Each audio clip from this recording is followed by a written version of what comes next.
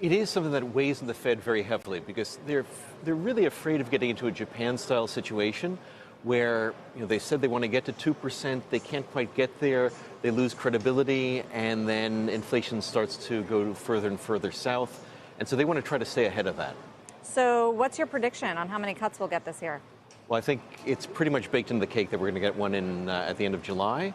If inflation doesn't start to move up, I think we'll get certainly another one and could be one more beyond that.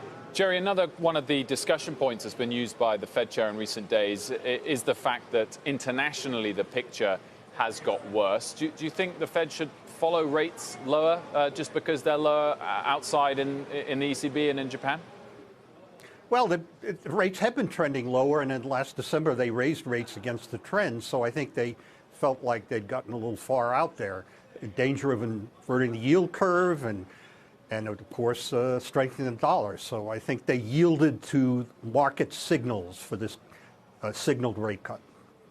Yeah, Randy, they yielded to market signals. And then there's this question about whether they even need to cut rates in July. Just today's data, lower jobless claims. We had that better jobs report. Even firmer core CPI numbers come out today. Yeah. Is there a risk that Powell jumps the gun with a cut when the economy doesn't need it? Well, it is hard to see how things have deteriorated between the last meeting and this one to suggest a cut. The data has come in roughly as expected, maybe a bit stronger, and we're seeing maybe a little bit more evidence of inflation.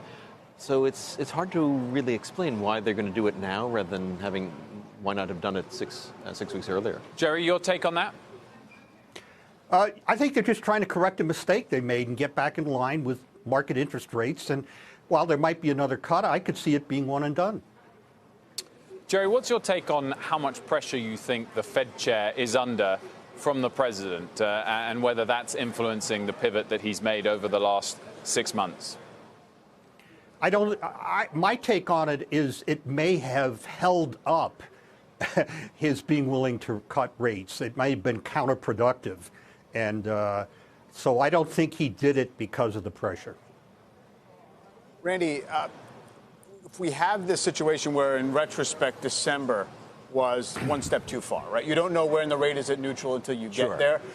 What does it say about the underlying strength of the economy if it can be kind of thrown off course by that incremental extra rate hike? Yeah, so I think people get a little bit too wound up over 1/4 of 1 percentage point. I mean, if the entire U.S. economy and maybe the world economy depends on 25 basis points one way or another, we're in a lot of trouble.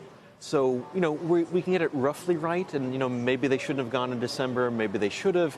They cut now. The difference between plus or minus 1/4 of 1 percentage point isn't going to make or break the U.S. economy.